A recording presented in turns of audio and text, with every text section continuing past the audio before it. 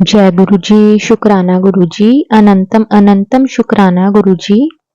संगत जी, इस चैनल पर आपको गुरु जी के बहुत ही प्यारे प्यारे सत्संग सुनाए जाएंगे। और जो संगत सत्संग को रिकॉर्ड करके हमें नहीं भेज सकती, जो सिर्फ लिखकर हमारे साथ सत्संग को शेयर करती है, उसी संगत के सत्संग आप सबके साथ शेयर किए जाएंगे। तो संगत जी, चैनल को सब्सक्राइब कर लें और बेल आइकन जरूर प्रेस कर लें, ताकि जब भी वीडियो अपलोड हो तो उसका नोटिफिकेशन आप सबको मिल सके और आप सबको गुरु जी की भरपूर ब्लेसिंग्स मिले। तो संगत जी, आज का सत्संग हम शुरू करते हैं। सत्संग शुरू करने से पहले हम गुरु जी का मंत्र जाप करेंगे, फिर हम सत्संग को शुरू करेंगे।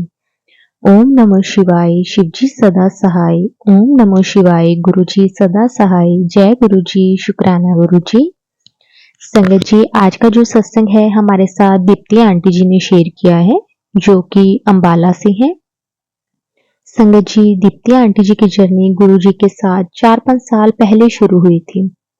लेकिन कहते हैं ना कि हमारी जर्नी गुरु जी के साथ कब शुरू होती है, ये सिर्फ गुरु जी ही जानते हैं। संगत जी, दीप्ति आंटी जी ने अपनी स्टडी कंप्लीट करने के बाद उन्हें अपनी जॉब के लिए हर टाइम बहुत टेंशन रहती थी, क्योंकि आंटी जी जॉब अपनी ही सिटी में करना चाहते थे। लेकिन संगत जी, आंटी जी ने बहुत ट्राई किया, लेकिन उन्हें कुछ भी खास रिस्पॉन्स नहीं मिल रहा था। संगत जी, फिर आंटी जी ने सोचा कि फ्री रहने से अच्छा है कि वो किसी सेल्स गर्ल का काम कर लेते हैं, कुछ छोटी मोटी जॉब कर लेते हैं। तो संगत जी, उन्होंने एक सेल गर्ल की जॉब स्टार्ट की, लेकिन उन्हें अंदर से अच्छा फील नहीं होता था, क्योंकि आंटी जी की हाई स्टडी थी और उन्हें उस तरह की जॉब करना बहुत अजीब लगता था। इसलिए ना उन्हें अंदर ही अंदर से ऐसा फील होता था कि ये मेरे लायक जॉब नहीं है। तो अपनी जॉब को लेकर वो हर टाइम परेशान रहते थे। संगत जी, एक बार आंटी जी को गुरु जी की कृपा से जलंधर मंदिर जाने का मौका मिला। आंटी जी ने सुना हुआ था कि जब भी आप गुरु जी के मंदिर जाते हो, जो भी गुरबानी उस टाइम चल रही होती है, आपको उसमें आपके जो भी सवाल होते हैं उनका जवाब मिल जाता है। तो संगत जी, जब आंटी जी फर्स्ट टाइम मंदिर गए, तो वहां गुरबानी जो चल रही थी वो थी नानक चिंता मत करे। तो संगत जी, आप यकीन नहीं मानोगे कि आंटी जी बहुत खुश हो गए। जैसे गुरु जी ने उनकी सारी परेशानियां जो भी थी उसका जवाब उन्होंने दे दिया। संगत जी, उन्हें वो सुनकर बहुत हौसला मिला कि हाँ, कोई बात नहीं, मैं क्यों इस बिना बात की फिक्र लगा के बैठी हूँ, गुरु जी अपने आप सब कुछ देख लेंगे। तो संगत जी, गुरु जी से हम जब कनेक्ट हो जाते हैं ना, तो गुरु जी हमारे जो भी मन में सवाल होते हैं उनके जवाब दे देते हैं। तो संगत जी, आंटी जी को भी इसी तरह से जवाब मिला और उन्हें बहुत हौसला मिला। फिर संगत जी, दीप्ति आंटी जी वैसे ही जॉब सर्च करते रहे। एक बार आंटी जी किसी स्कूल में इंटरव्यू के लिए गए, लेकिन उस स्कूल की कुछ कंडीशंस थी कि आपको सिर्फ इंग्लिश में ही बात करनी है। तो संगत जी, आंटी जी को उन्होंने इंटरव्यू के लिए 1-2 बार बुलाया। फिर उन्हें बोला कि आप 1-2 दिन में आपको कॉल करेंगे, फिर आपको कंफर्म कर देंगे कि आपके लिए यस है या नो। संगत जी, उसी के बीच दीप्ति आंटी जी ने एक हॉस्पिटल में भी इंटरव्यू दिया था। वहां उन्हें उसी दिन सिलेक्ट कर लिया गया, लेकिन दीप्ति आंटी जी स्कूल में जॉब करना चाहते थे। संगत जी, हॉस्पिटल की जॉब से आंटी जी खुश नहीं थे, क्योंकि वो भी उन्हें ऐसा ही लगता था कि उनके लेवल की जॉब नहीं है। लेकिन संगत जी, गुरु जी हमें वही देते हैं जो हमारे लिए सही होता है, ना कि वो हमें देते हैं जो हम जबरदस्ती मांगते रहते हैं। इसलिए गुरु जी हमेशा कहते हैं कि कदे भी मंगो ना मन्नो। लेकिन हम इंसान है संगत जी, हम ना हर पल मांगते रहते हैं। अगर हमें एक चीज नहीं मिली तो हम दूसरी चीज मांगने लग जाते हैं। अगर हमें दूसरी नहीं मिली तो हम तीसरी मांगने लग जाते हैं। अगर हमें मिल भी जाती है ना, तो भी हमें खुशी नहीं होती। संगत जी, हम ना दुनियावी चीजों में ही फंसे रह जाते हैं। तो आंटी जी को जब स्कूल से कोई भी मैसेज नहीं आया जॉब का, तो आंटी जी ने जब हॉस्पिटल में इंटरव्यू दिया तो उसके बाद संगत जी उनका हॉस्पिटल में सिलेक्शन उसी दिन हो जाता है। लेकिन आंटी जी बहुत दुखी होते हैं। लेकिन आंटी जी को जॉब चाहिए थी, एक कहते हैं ना कि मजबूरी थी, इसलिए संगत जी आंटी जी वो जॉब आंटी जी ने करनी स्टार्ट तो कर दी, लेकिन वो अंदर से बिल्कुल भी खुश नहीं थे। क्योंकि दीप्ति आंटी जी को पहले लगता था कि उनके स्कूल में जॉब लग जाएगी, लेकिन उनकी जॉब हॉस्पिटल में लगी। आंटी जी बहुत रोई, बहुत दुखी हुए और वो गुरुजी को भी कहने लगी कि गुरुजी आपने ऐसा क्यों किया। संगत जी अ, आंटी जी ना गुरुजी को कहते कि मुझे तो स्कूल में जॉब चाहिए थी। फिर हर पल वो गुरुजी को अपनी शिकायत ही करते रहते थे। फिर उसके बाद उन्हें 1-2 दिन तो बहुत दुख हुआ, फिर उन्हें हुआ कि चलो जैसे गुरुजी की मर्जी। फिर आंटी जी ने थोड़ा टाइम वहाँ पे जॉब की, लेकिन वहाँ भी उन्हें अच्छा नहीं लगता था। बस वो ज़बरदस्ती जॉब करते रहते थे कि अब मजबूरी है, करनी पड़ेगी। बस यही सोच के वो करते रहते थे, लेकिन वो अंदर से खुश नहीं थे अपनी जॉब को लेकर। फिर संगत जी क्या होता है, कुछ टाइम के बाद आंटी जी ने चंडीगढ़ में जॉब के लिए अप्लाई किया। उन्होंने सोचा कि वहाँ अपनी ही जगह, अपनी ही सिटी में रहकर कुछ भी अच्छा रिस्पॉन्स नहीं मिल रहा, कहीं भी काम नहीं बन रहा, तो चलो बाहर निकल कर ही देख लेते हैं। तो संगत जी फिर आंटी जी ने चंडीगढ़ जॉब के लिए अप्लाई किया। वहाँ भी उन्हें एक जॉब मिली, लेकिन उसमें भी वो बिल्कुल खुश नहीं थे। तो संगत जी क्योंकि एक तो वो अपने घर से दूर हो गए थे और जो उनकी मदर थे वो अकेले थे। उन्हें हर टाइम ऐसा ही फील होता था कि शादी के बाद तो मुझे उनसे दूर रहना ही पड़ेगा, लेकिन अभी मैं क्यों उनसे दूर रह रही हूँ। लेकिन संगत जी गुरुजी को हमारी टेंशन हमसे बहुत ज्यादा है। गुरुजी को हमसे बहुत ज्यादा हमारी फिक्र है, लेकिन हम हर पल फिर भी शिकायतें ही करते रहते हैं कि गुरुजी आपने ऐसा क्यों किया, गुरुजी आपने वैसा क्यों किया। और संगत जी आंटी जी ने भी ऐसे ही गुरुजी से हर पल शिकायतें की। संगत जी आंटी जी हर पल टेंशन में रहते थे कि मेरे साथ हो क्या रहा है। मैं जहाँ भी सोचती हूँ, जो भी काम के लिए सोचती हूँ, वो मेरा काम नहीं बनता।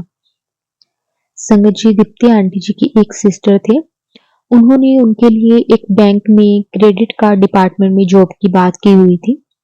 तो फिर संगत जी आंटी जी की जो क्रेडिट कार्ड डिपार्टमेंट में उनकी जॉब जो थी वो फाइनल हो गई। संगत जी आप यकीन नहीं मानोगे, जिस दिन दीप्ति आंटी जी की ज्वाइनिंग थी संगत जी, वो 16 अक्टूबर, मतलब गुरुजी का ही नंबर 7 नंबर, गुरुजी की कृपा से दीप्ति आंटी जी को जॉब बहुत ही अच्छी थी। संगत जी बहुत अच्छी उनको जॉब मिली। संगत जी उन्होंने शुरू से लेकर अब तक बहुत स्ट्रगल किया। कभी उन्होंने कहाँ जॉब की, कभी उन्होंने कहाँ जॉब की, लेकिन एक कहते हैं ना कि अंदर से तसल्ली नहीं थी। अगर अब चंडीगढ़ में जॉब मिली तो उन्हें हर पल यही लगता रहता था कि यहाँ मैं घर से दूर हो गई। अंदर से खुशी उन्हें कहीं पे भी नहीं मिली। लेकिन संगत जी हम चाहे कुछ भी सोच लें, कितना भी सोच लें, लेकिन गुरुजी हमें वही देते हैं जो हमारे लिए सही होता है। लेकिन हम फिर भी हर पल गुरुजी से, हर टाइम गुरुजी से शिकायतें करते रहते हैं कि गुरुजी आपने ऐसा क्यों किया, गुरुजी आपने वैसा क्यों किया। क्योंकि संगत जी हमारी प्लानिंग गुरुजी की प्लानिंग के आगे कुछ भी नहीं होती। लेकिन हमें ऐसा फील होता है कि हमारी प्लानिंग बहुत बेस्ट है, लेकिन संगत जी ऐसा नहीं होता। गुरुजी जो देते हैं हमारे भले के लिए देते हैं। और संगत जी जब आंटी जी को क्रेडिट कार्ड डिपार्टमेंट में जॉब मिली, तो संगत जी उस दिन जो उनकी ज्वाइनिंग डेट थी वो 16 अक्टूबर थी। तो संगत जी उसके बाद गुरुजी की कृपा से आंटी जी की वो जॉब बहुत अच्छी चली। संगत जी उन्होंने वो जॉब 1 साल 11 महीने के लिए वो जॉब की। उसके बाद संगत जी आंटी जी ने वो जॉब छोड़ दी। आंटी जी को वो जॉब छोड़नी पड़ी क्योंकि उनकी मैरिज थी। उस संगत जी उसी के बीच उन्हें ना जब वो जॉब वो कर रहे थे तो उसी के बीच उन्हें वो पता चला जो उन्हें स्कूल वाली जॉब थी ना, जिसके लिए वो बहुत रोए थे, उन्होंने गुरुजी से बहुत शिकायतें की थी। तो संगत जी, उन्हें पता चला कि वो वाली जो जॉब थी ना, वो अच्छी जॉब नहीं थी। संगत जी, वहाँ पे ना सैलरी इशू बहुत ज़्यादा होता था। अगर आप ज़रा सी भी हिंदी बोलते हो, जैसे कि उन्होंने बताया था कि स्कूल की कुछ कंडीशंस थी कि वहाँ पे सिर्फ इंग्लिश में ही आपको बात करनी है। अगर आप कभी भी हिंदी बोलते हो, थोड़ी-सी भी अगर ज़रा सी भी बोल लेते हो, तो संगत जी वो सैलरी से 500 रुपए कट कर लेते थे, फाइन के लिए। तो संगत जी, तब दीप्ति आंटी जी को रियलाइज हुआ कि गुरुजी जो करते हैं वो हमारे भले के लिए करते हैं। लेकिन संगत जी, ये सब हमें बाद में पता चलता है, क्योंकि हम ना पहले तो शिकायतें ही करने में फंसे रहते हैं। हमें इन चीजों के बारे में एहसास भी नहीं होता कि हम गुरुजी को क्या कह रहे हैं, गुरुजी को क्यों कह रहे हैं। संगत जी, हर पल हम ना छोटी छोटी बात के लिए गुरुजी से नाराज हो जाते हैं, गुरुजी से शिकायतें करते हैं, गुरुजी को कोसने लग जाते हैं कि हमारे साथ ही ऐसा क्यों, हमारे साथ ही वैसा क्यों। लेकिन संगत जी, गुरुजी को पता है कि उनके बच्चों के लिए कौन सी चीज सही है, उनके बच्चे किस चीज के काबिल हैं।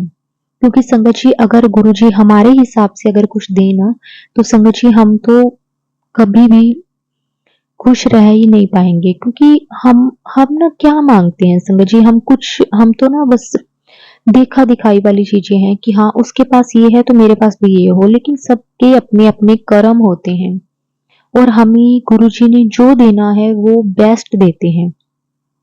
लेकिन हम बस मांगने में लगे रहते हैं कि गुरुजी हमें ये दे दो।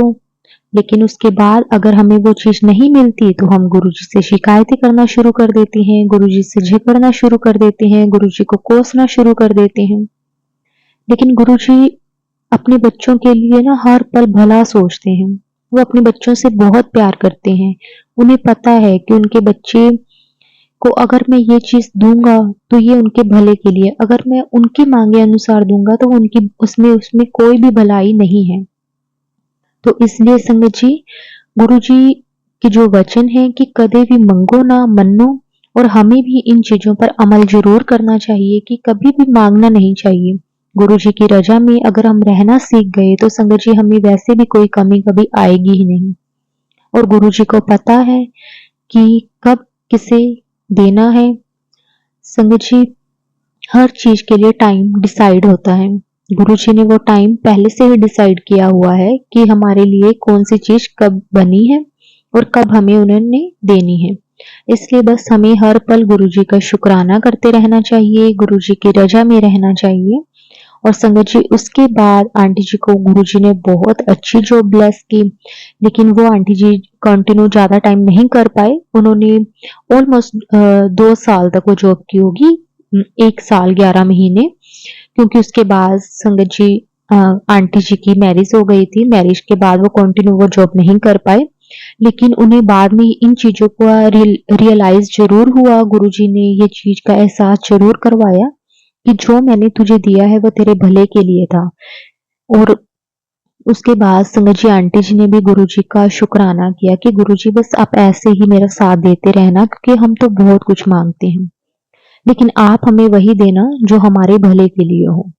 और संगत जी, ये चीजें हमें एहसास जरूर होती हैं, चाहे देर से हो, जरूर होती हैं। क्योंकि हमें पता है कि शुरू से लेकर अब तक अगर गुरुजी ने हमारा कुछ बुरा नहीं किया, तो आगे हमारे लिए कभी क्यों बुरा करेंगे। और गुरुजी तो अपने बच्चों से वैसे ही बहुत प्यार करते हैं, उनका बहुत साथ देते हैं, उन्हें हर पल संभालते हैं। तो संगत जी, गुरुजी ऐसे ही, जिस तरह से गुरुजी ने आंटी जी का और उनके पूरे परिवार का साथ दिया है, गुरुजी बस ऐसे ही पूरी संगत परिवार पर भी अपनी कृपा मेहर हमेशा बनाकर रखें। हमेशा सारी संगत जी का साथ दें। कभी भी कोई प्रॉब्लम परेशानियां आए, तो गुरुजी बस हमें उसमें से हाथ पकड़ के बाहर निकाल दें। हमें कभी भी ये चीज ना महसूस होने दें कि हम अकेले हैं। और जब हम गुरुजी की शरण में आ जाते हैं, तो गुरुजी किस तरह से हमें बताते हैं कि कोई तेरा साथ दे या ना दे, लेकिन तेरा पिता, तेरा प्यो तेरे नाल है। और बस हमें अपनी ਪਿਓ ਦਾ ਹੀ ਸਾਥ ਚਾਹੀਦਾ है। हमें किसी और के साथ की फिर ज़रूरत ही नहीं पड़ती। शुक्राना गुरु जी, आपका बहुत बहुत शुक्राना। गुरु जी बस ऐसे ही अपनी कृपा मेहर सारी संगत पर बना के रखना। जय गुरु जी, शुक्राना गुरु जी। ओम नमः शिवाय। शिव जी सदा सहाय। ओम नमः शिवाय। गुरु जी सदा सहाय। जय गुरु जी, शुक्राना गुरु जी। अनंतम अनंतम शुक्राना गुरु जी।